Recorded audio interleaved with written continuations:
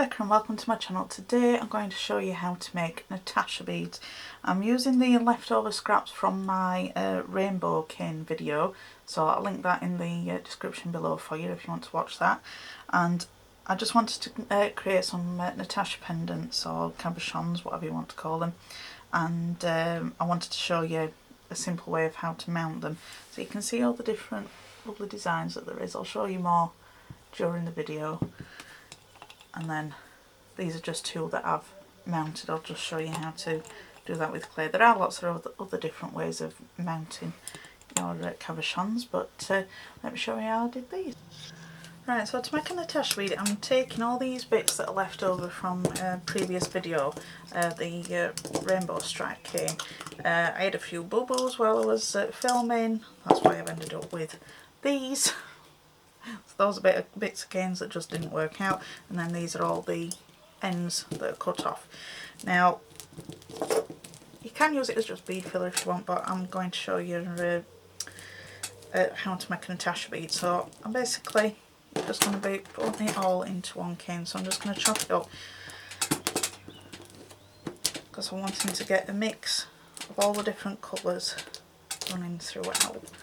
You don't have to chop it up like this, you can just do the next step, but I just wanted to chop it up a little bit more. Let's move that over there. So all we're doing is we're putting it back into one big lump. Now it does take a little bit of doing because, as you can imagine, there's going to be a lot of air pockets and things in here, and especially because I've got quite a lot left over from that tutorial. So now if you've got an acrylic block, you can use that to press down on the sides of it. I've forgotten to get mine out, but you don't have to use them if you haven't got one, you don't have to. So I've got that quite stuck together now, but we're just going to keep pressing it together and twisting.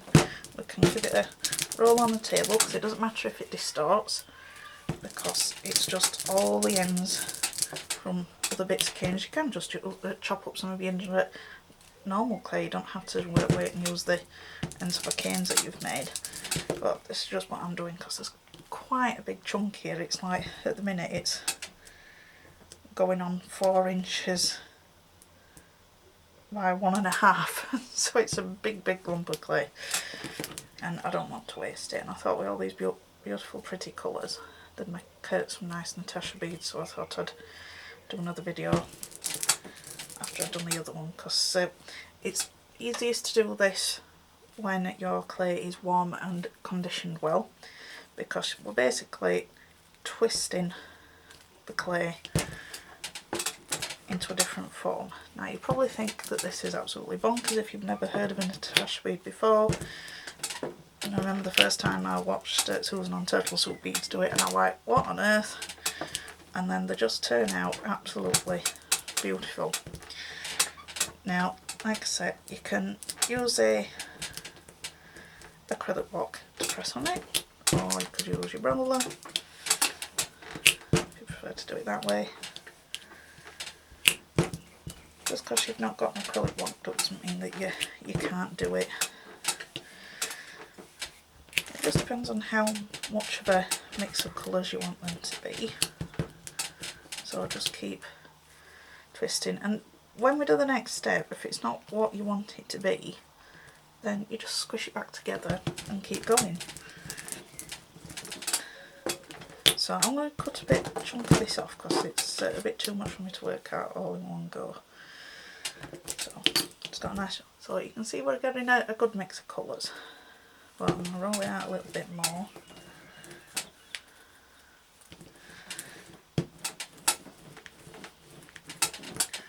Rolling it on the table is probably the easier way of doing it, but so, and then I'm just going to keep twisting it. Right, so I think I'll leave it at that for now. I'm just going to square it off again, so I'm just using my rolling pin.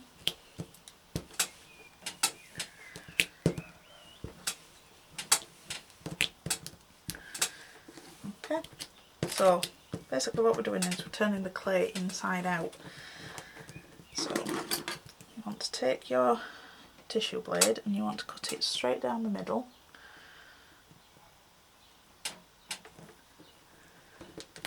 There we go, and then we'll flop it that way. And then each piece you want to go and chop down the centre again.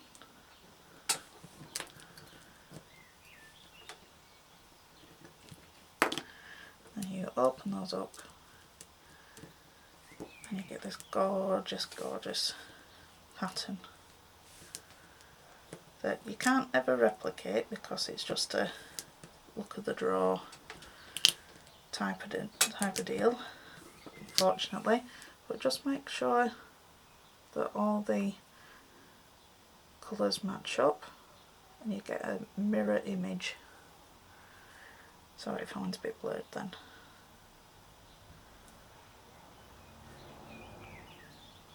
Okay.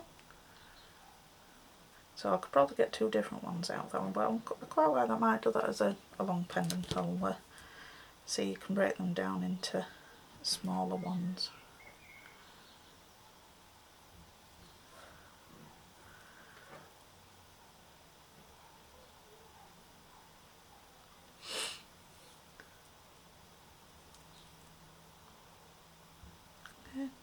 So, pretty lined up okay on those ones. Now, what I'll do is I'll just do another piece so I can show you different ends of the cane. So I use the one that's got more of the white clean at the end.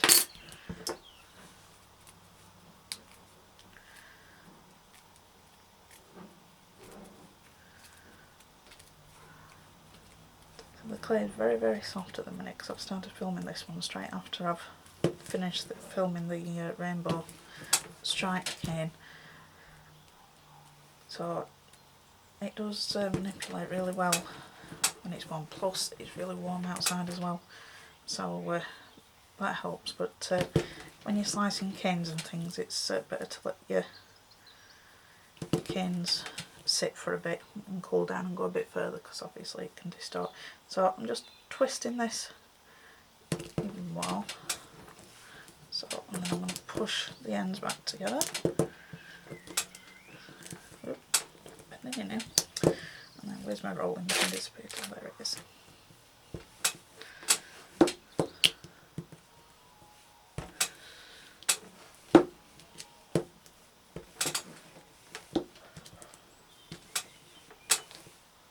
Okay.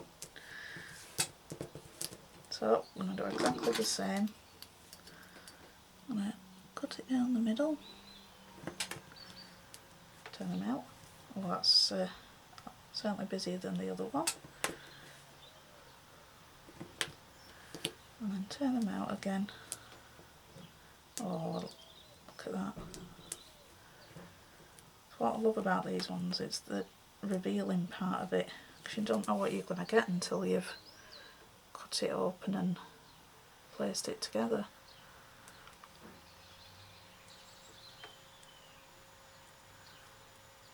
So just make sure that you try and marry up the colours.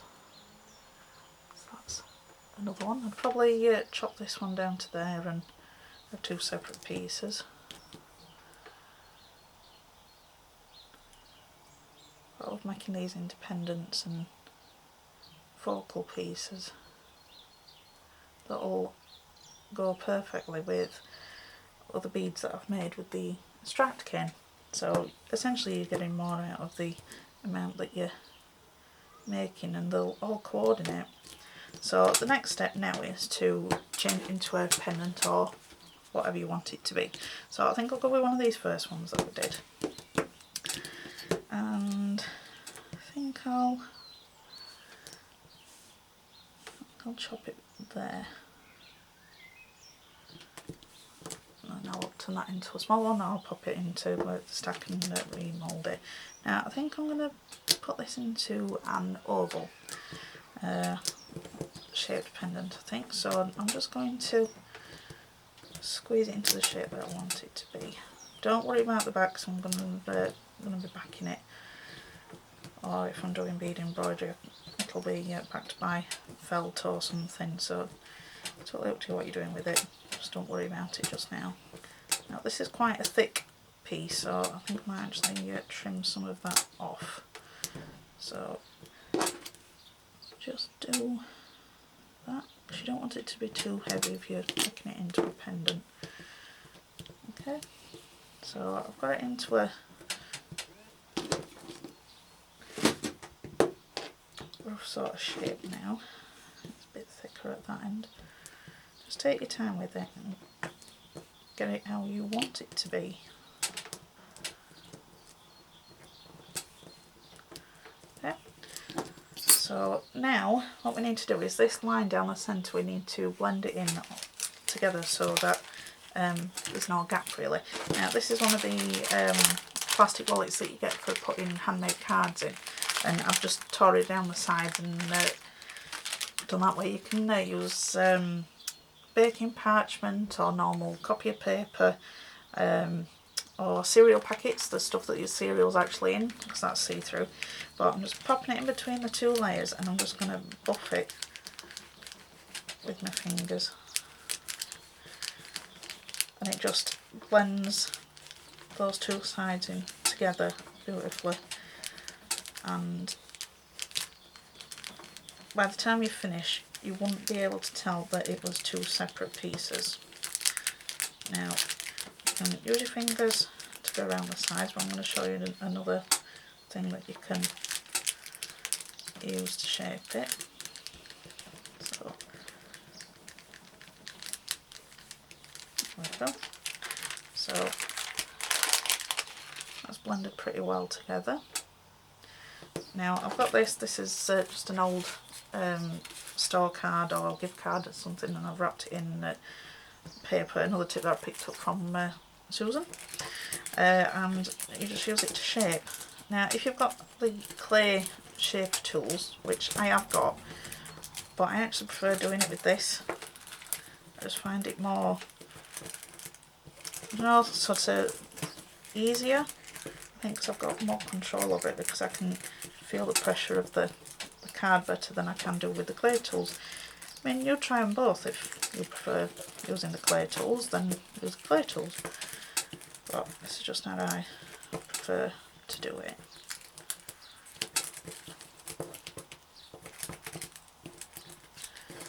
Okay, so that's about how I want. I'll just give it another rub over with in the plastic. Oh, to my cover.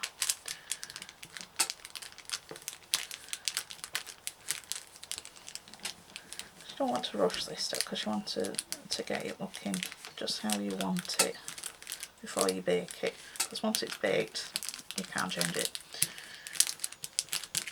And then if worst comes to worst, you don't like how it's turning out, you just screw it back up and start over again. But I like how this one's turned out.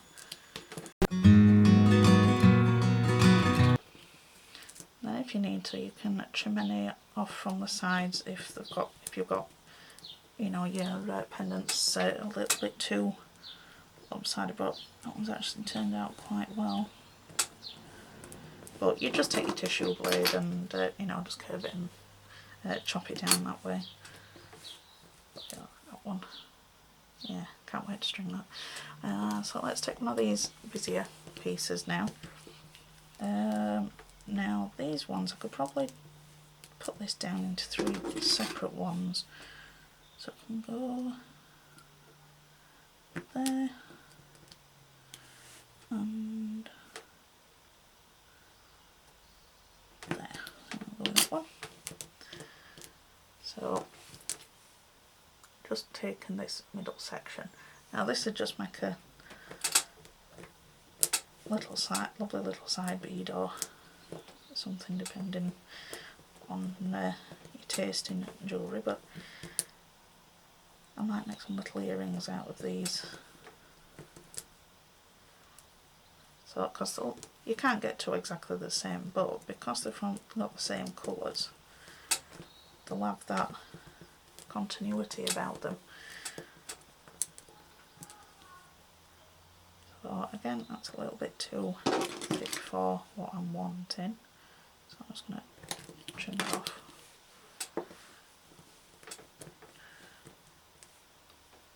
Might actually be better for an embroidery, these little pieces.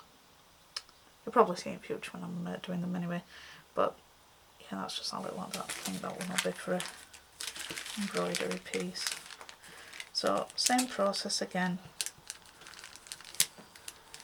just moulding it to the shape you want it to be. Now you don't have to do an oval shape, you can do a teardrop, you can do a square, you can do a triangle, just whatever shape you want to put it into.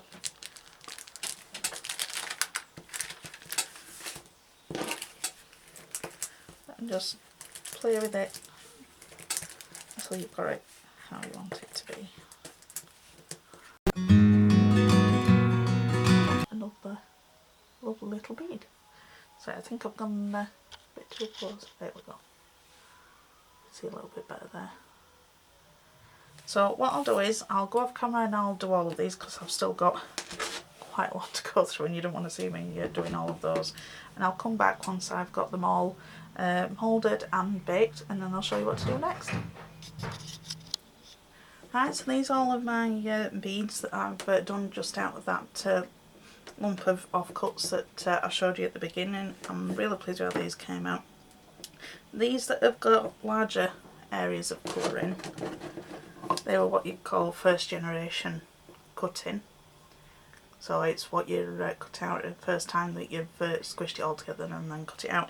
And these ones that have got more lines in are what's been left over from when I've cut the original ones out. I've just pushed them back together into a cane and done the exact same process. It just gives you a lot more pattern in whatever you get when it's coming out. And you can just, it's falling off, and you can just do this until you've used up all your clay that you've got. You know, from your offcuts. So now I'm going to show you how to put some resin on top. I'm only going to show you how to do one because once you've seen it once, you don't need to see me do all of them. I'll do the rest of them off camera. So I think I'll go with, let's have a pick which one we shall do. I think I'll go with this one. See, this is the thing, when you bake them, and if you do them on a towel like what I do, they can have like a suction. And they don't want to come off all the time.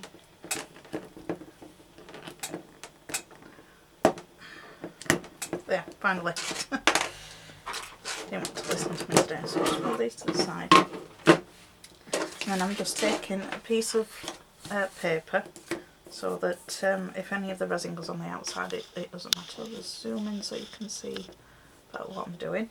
Now, what I've got is this UV gel that I got it on AliExpress. I think it's about £4 or £5 for. I think this is this is an 100g bottle. You can get bigger bottles and things of it, and then you just need one of these LED UV lamps. If you haven't got one of them, you can put it out in the sun. It'll dry. It'll just take a lot longer, or you could just use normal resin that you put together with the different parts. But this is, I'm using this one because this gel resin you can actually put back in the oven. So with these ones I'll probably be making a what they're called, a bezel around the outside. So I wanted to put the resin on beforehand because I don't want the resin on the bezel on the outside of it. So when I've been doing other ones, I've found that I've just got one of these cheap kiddie paint brushes. I've tried doing it with popping it on the top and moving it around with the nozzle, and I found that I got better results by doing it this way. Try doing it with just using the nozzle of the bottle if you wish, but just play around and see which you think's going to be best for you. So I've just got my bottle here, you can't see it on the screen at the moment, and I'm just going to dip the brush into the gel. It's better to do multiple layers of thin gel rather than putting too much on to start with, because you can always add more on, but trying to take it off is a little bit more difficult. And you just want to move it around. I mean, there's some people that can do it really, really well by just using the bottle. Whenever I do it, I end up wasting lots of my gel because it can come down the sides, and I want to save money where I can, because I don't want to waste any and too. It means I've got more money for buying more crafting things. These are, I think, the lipstick brushes or something I got off of Amazon. I just use them for holding the cabochon still while I'm painting it with resin. Try and get all the way around. You don't have to put this on. I like the look of it when it's in a jewellery piece. You know, to me it makes it look finished, but I like the shininess. You can leave them matte. Some pieces look lovely matte. This is just how I prefer to do them. So see if I can lift this up without it dropping off. So as you can see, it's shiny now.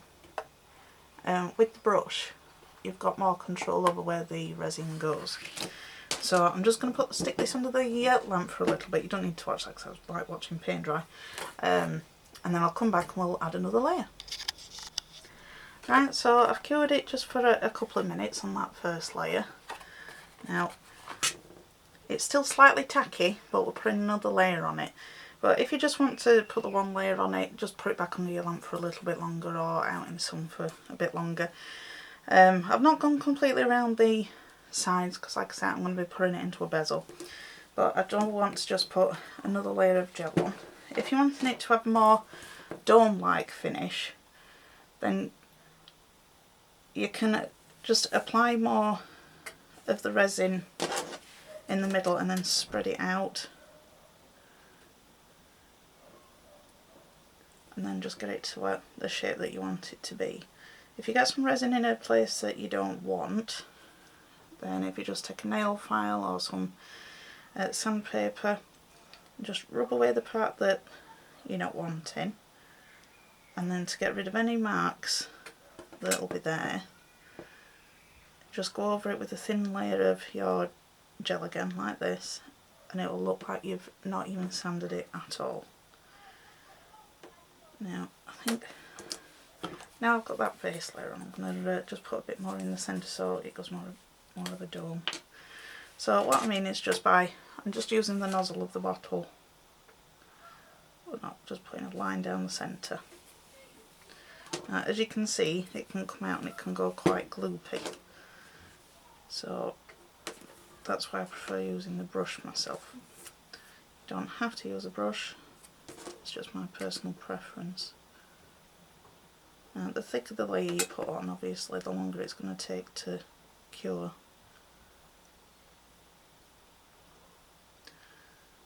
Okay, just getting it around, all the way around, and then if you can manage to pick it up without dropping it, and just check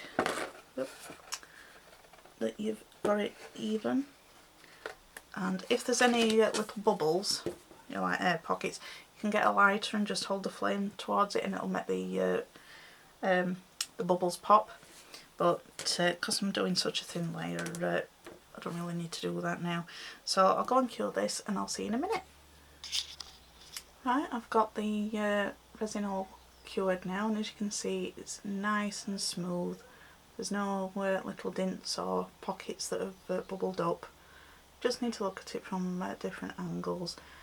Like I said before, if it's still a bit tacky after the first try of curing, just pop it back under your lamp for a little bit longer, and then when it's fully cured it'll not be sticky anymore. So I'll do the rest of these off camera because you don't want to watch me doing all of those because it's going to take me quite a while. So I'll come back once I've got them all glazed. Right, I just wanted to show you what I was mentioning before about having to use a nail file. I've just been putting the resin on, and don't know how well you can see, but just here I've got a ridge, and that is where I pushed it too far underneath the lamp and it got stuck. So now I've got a raised area where I don't want it. So I've just got a coarse nail file, and you just rub away at the area that you don't want the resin and to smooth it out. And you'll be thinking, no, you've ruined it. Right, haven't. I'll just show you. I'm glad this has happened so I can actually show you what I was meaning earlier. But Doesn't take much to do. So got that done now. Just give it a quick wipe over, get some of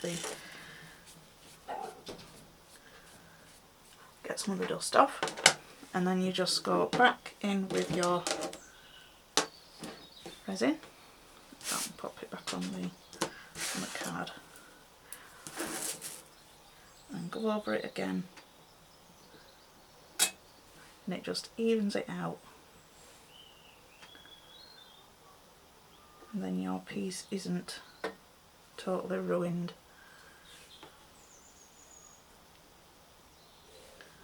And you get that nice sheen back onto it.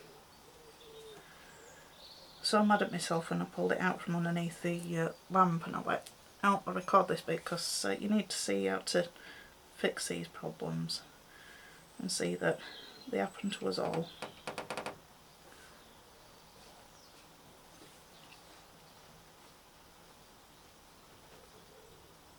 So as you can see now, none of those scratch marks are left, and that ridge is gone, and you wouldn't know any difference that something had actually happened to it. You can see it's nice and shiny. So I'm going to cure this and carry on with the rest of the pieces, and I'll be back in a moment.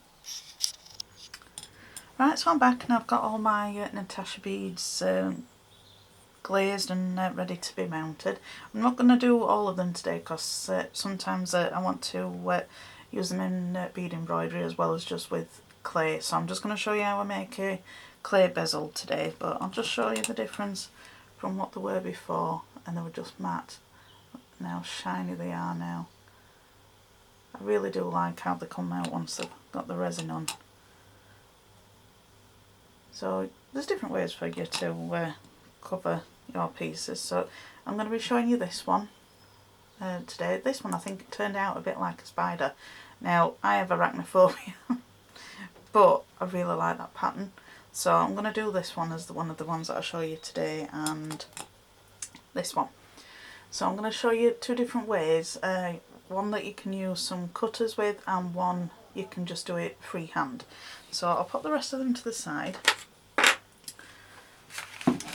and I'm going to bring in some gold clay. I'm going to do this leaf shape one first. I'm dropping it now. So zoom in a little bit more. There we go. So I'm doing this one because I've got a set of leaf shape cutters.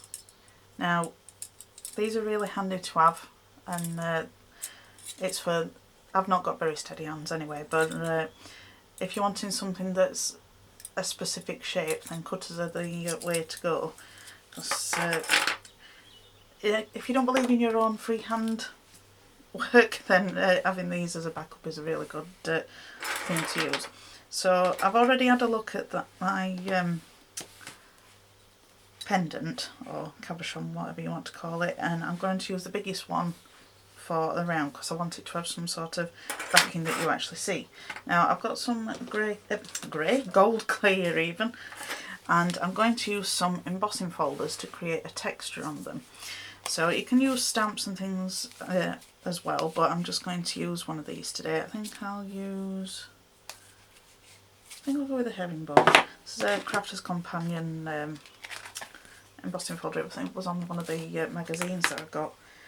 So I'm just going to take a little bit of the gold clay because we don't need all of it, because I'm only doing one in the gold and doing one in a different colour.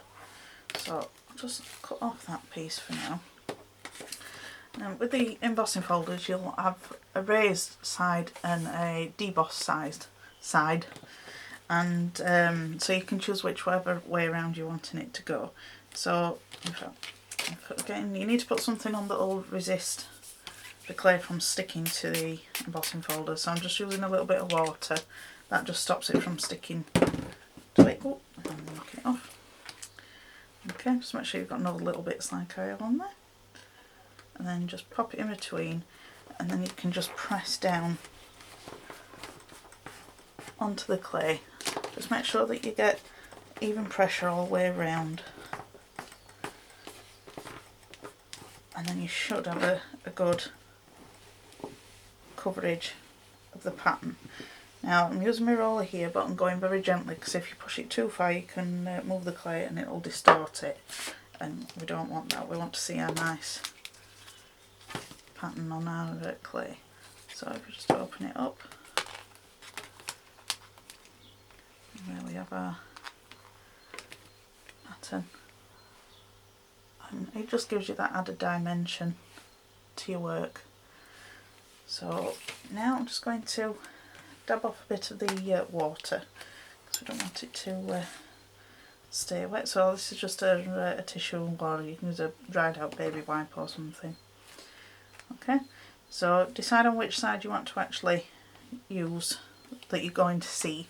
So I'm having my pendant this way around, so I think I'm going to want it to position there so it's got the stripes coming out either side. A bit over. So if you just place your piece where you want it to actually go, then you've got an idea of where to put your cutter. Okay, so and then just line it up above where you want it to go. Just double check before you cut, because you can always adjust the actual cabochon. It's this part you want to make sure that you've got the pattern in the right area that you want. So as long as you've got, if you're using the same shape as me, excuse me, you can easily line it up with this pattern because it's got the line going down the middle. So just want to push that down. I'll just lift that away. So this we can use for something else, so we can just pop that to the side. And just try and lift the cabochon off.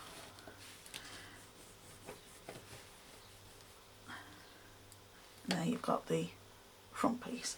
You can see the gold on my fingers, and that's where you're using the water, but that's a good thing because at least it's not sticking to me. Right, so what we're going to do now is this one's going to go onto this piece here.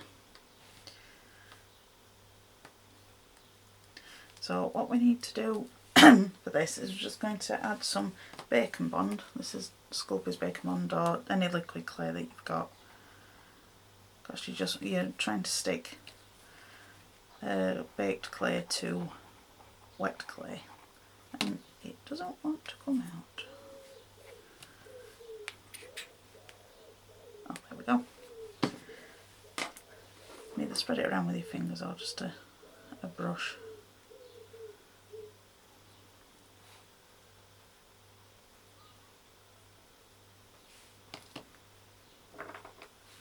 Okay, and then just pop that where you want it.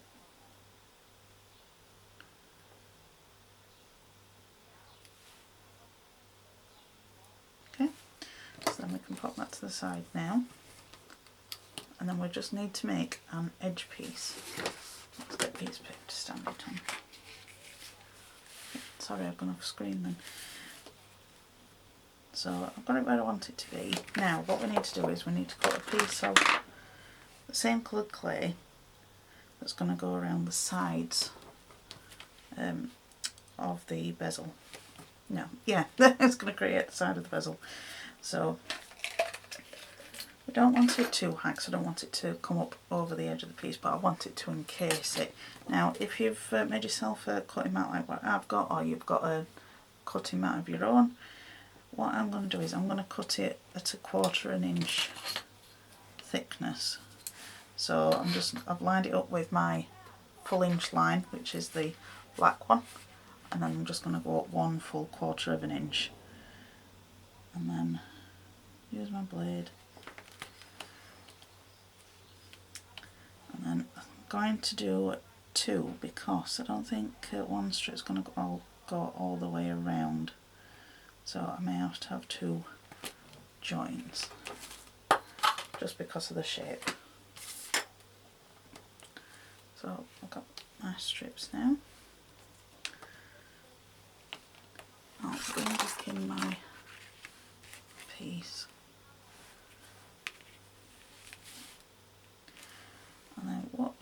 is we're just going to put a little bit more bacon bond just around the edges of the cabochon, and this is because we need to get the clay even, to stick to the side of the cabochon so that it keeps it in place.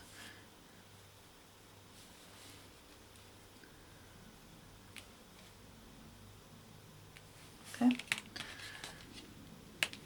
and just neaten off the edges.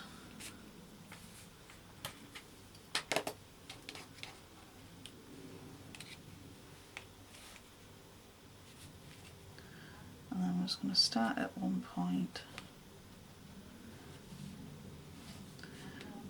See, now looking at this, it might be a little bit too deep actually. So we can, I'll see what it goes like. Oh, it's actually, yeah, it will go around. It'll be alright. So I think I'm going to cut that a little bit thinner because it's sticking up a bit further than I thought it would. So I'm just going to trim a little piece off it. So I'll probably try and do about an 1/8 of an inch rather than a 1/4.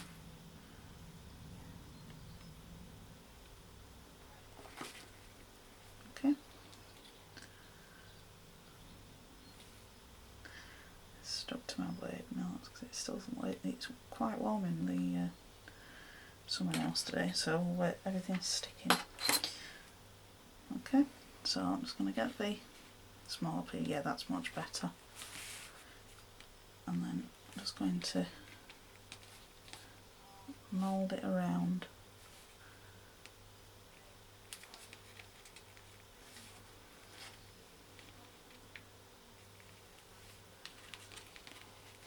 Okay. Then if you overlap the two edges, and then if you take your blade, you can see that I've overlapped it. And then if you just cut over both pieces, and you can lift away the excess,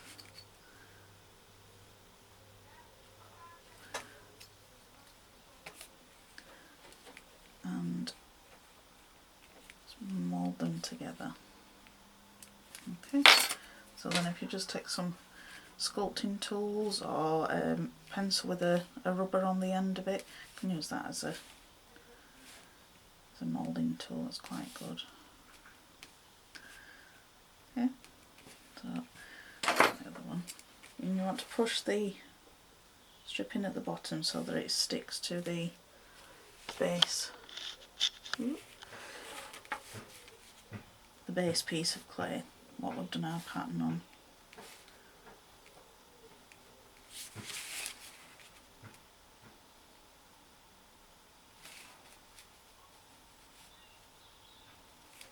Okay. I think I'm going to use my needle tool. I think I'm going to go around the edge and just go and make some little indents just to make sure that the clay is stuck to the cabochon. I think the little lines will go with the herringbone pattern quite well. See, and that's moved over slightly, that's with me lifting it up and doing it that way.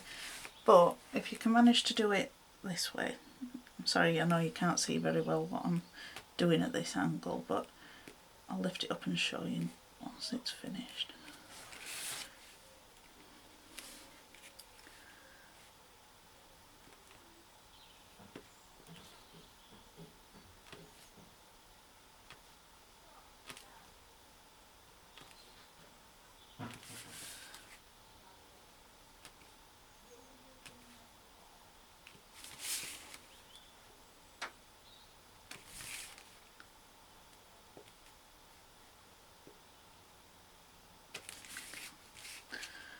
There you go, that's all stuck down now. So I will just wipe over this with a baby wipe before it goes in the oven, because I've got some liquid clay on here and it's taking away a bit of the shininess.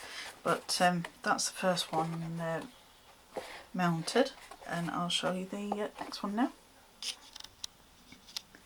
Right, so the second one that I'm going to show you how to do it is this odd shaped one. Now I haven't got a cutter that makes this shape, so I'm going to show you how to cut it out, but freehand or free blade as such. So I've just gone for a plain purple clay for this one. Again, you could put texture on it if you want, but because this has got quite a nice sort of image on it already, I just want the focus to be that, and I'm just going to have the background a plain colour on this one. So you're best off just cutting away too much excess of the clay that you're obviously not going to need. But again, if you want it to have that border around it, this is when you need to decide. So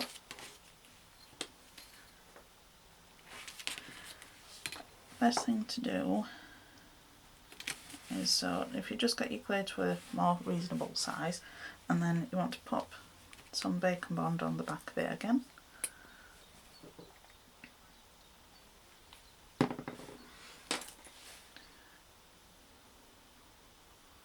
Because if you don't put this bacon bond on, your camshon will move, and you don't want that after all the work you've put into them.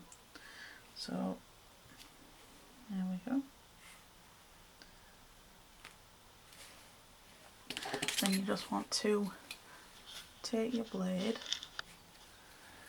and decide how big of a border you want around it. So I don't get my head in the camera, I'm going to use the screen on the camera to see whether if that's about the size I want, because the top of that is quite straight. Now that little bit is fairly easy.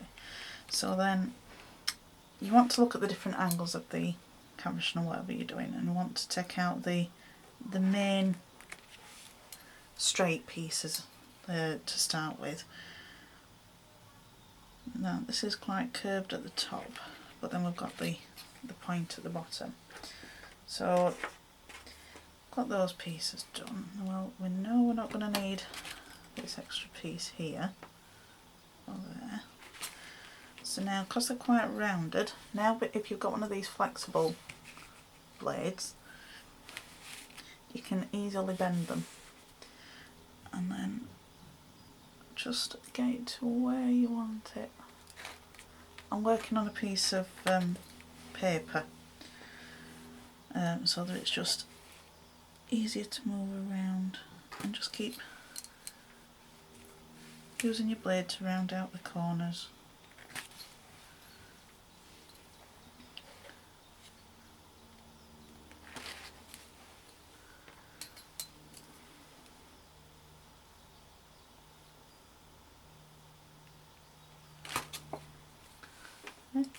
And just fiddle with it until you've got it exactly how you want it to go.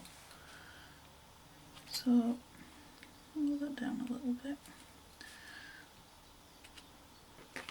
See, I'm going to curve these off, but I'm going to leave the corner pieces quite wide, because that's where I'm going to put my holes when I bead it. Okay, so now I've got it to the basic sort of shape of what I want it to be. Now you can use anything that's flat, so you can use a gift card that's got paper wrapped around it, or a bone fold. I'm just using my tool just to smooth off those corners.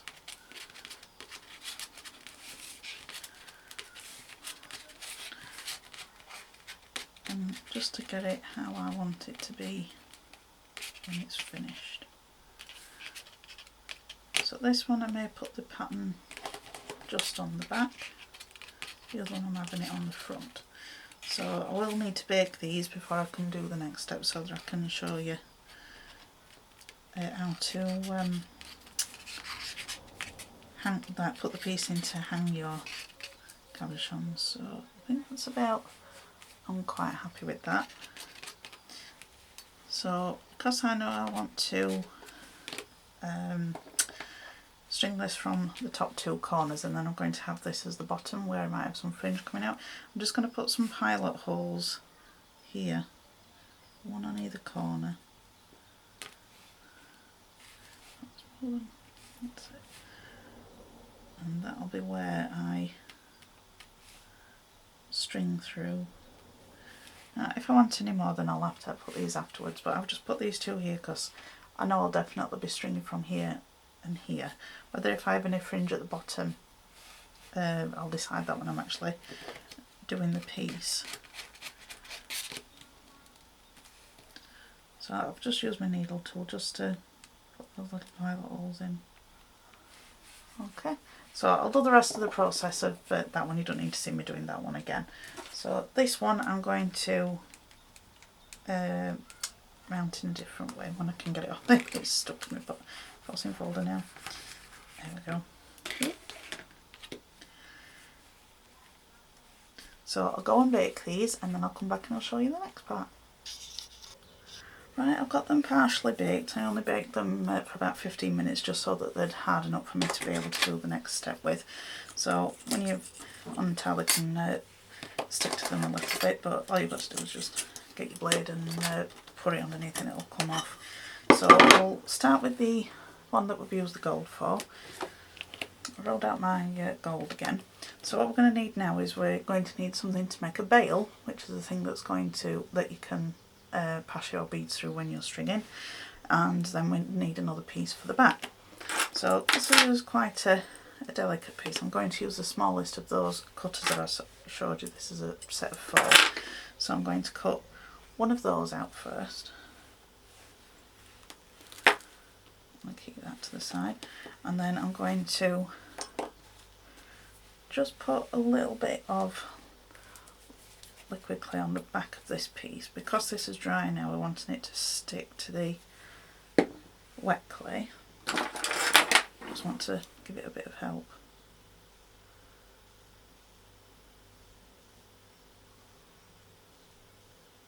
Okay. And then just pop it down on the clay. A bit more. And just take your blade or knife, if you've got a cutting knife, and just go around the edge. This is why we needed the first part to be baked, so that you can push up against it so you can get a nice snug fit. Okay, you can just peel it away.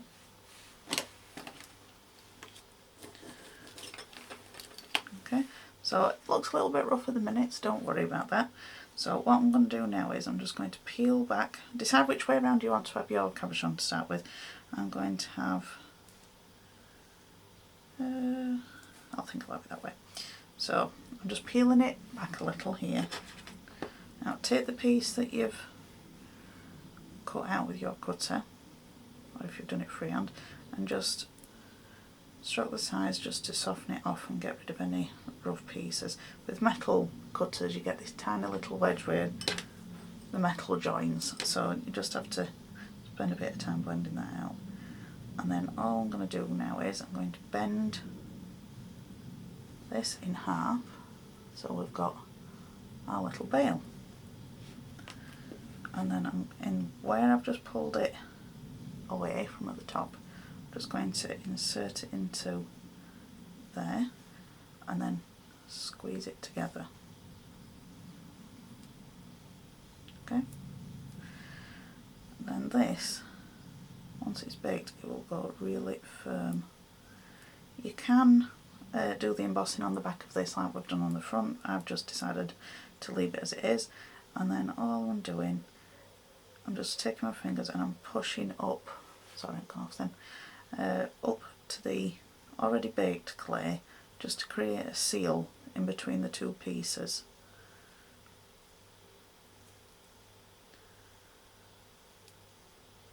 Now just take some time and get it exactly how you want it to be. having the wet clay on there, sorry, that helps too, because you moulding it round here and using your fingers, it will push that wet clay that's in between the two layers into making them stick better. Okay. So I'll do a little bit more fiddling with that off camera, but you can get the idea of what I'm going for here. And just get that in exactly the position that you want it to be, and then that is your bale mounted. Now this little bit at the back, if you've got some of these blending tools, no, not that one, this one that's got the sort of flat edge on, I like to use when I'm doing anything like this. I'm just pushing it down, just because this is already wet clay, you know, the bale that we've just added on, but I want it to fuse to that too. So I think if I use my finger directly onto it, I might bend the bale more than I'm intending to get it fused together. Now nobody's really going to see the back of this part, because when you're wearing it, it's going to be facing your body, but it's up to you how well you want to get it moulded in, but I'm quite happy with just how that is. Because it's all fused, it's just because it's got mica powder in these, with it being a pearlescent clay, with it being gold, it's harder to actually get all of the seams and creases out of there. So I'm going to leave it like that. It does look not as finished off as the rest of it, but like I said, it's not really going to matter. If you have pushed it down a little too far, just pop something in that's rounded back into there, and it'll get it back into the shape that you want it for. Okay, so we'll come back onto our other one.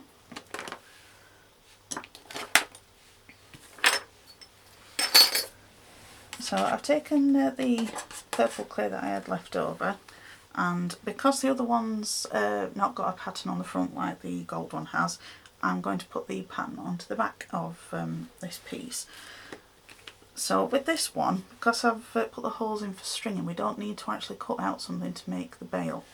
All we're going to do is the same process. We're going to stick this to here and mould it around again.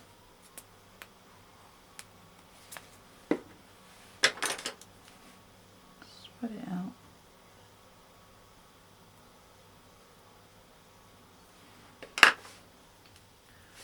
And just pop it on.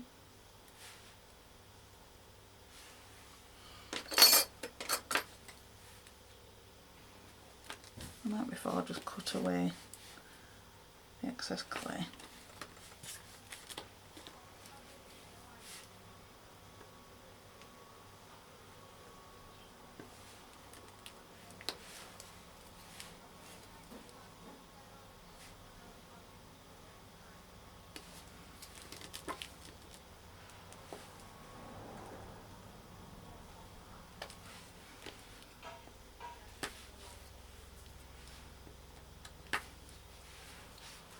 Okay, so I've got that roughly cut out,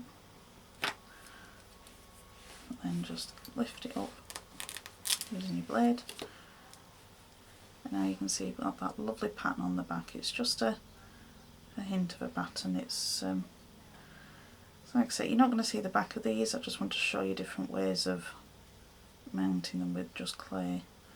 Again, just rub at the seams, just to fuse them together. You could do like what you've done here, going round and use your needle tool to make a pattern, so you wouldn't have to worry so much about being any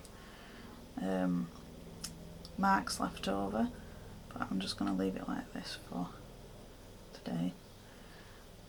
And you can always paint around the edge of your pieces if you're not happy with how they come out with, you know, once they're fully baked. You can take a marker pen and do an outlining colour to it.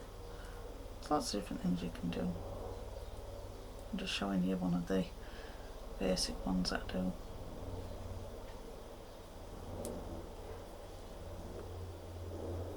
Okay. So I've got that moulded around there.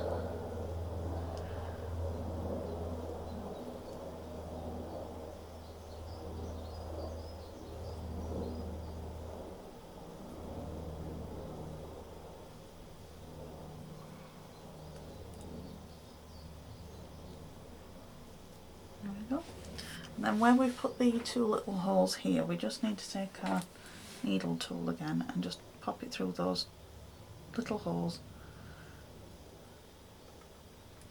and then they'll come out to the other side, so you'll know where to pierce it again, because that's obviously where we're going to do our threading when we actually thread the necklace or whatever you're doing.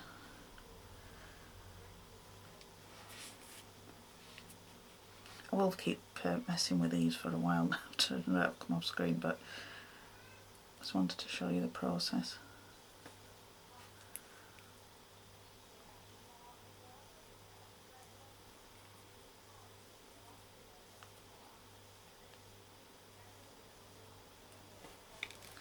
And there you go.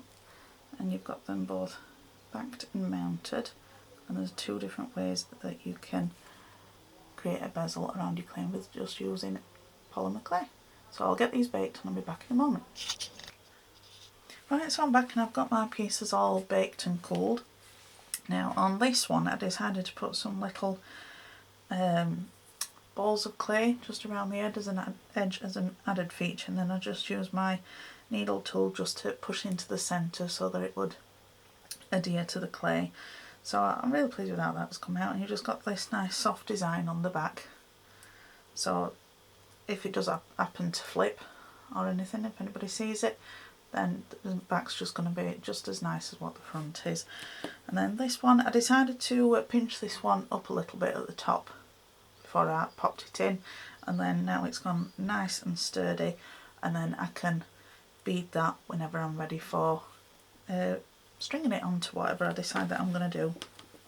So I hope you've enjoyed that. I'll just somehow bring the other ones back in, and that I've given you some inspiration on having a go at doing some Natasha beads and how to mount them.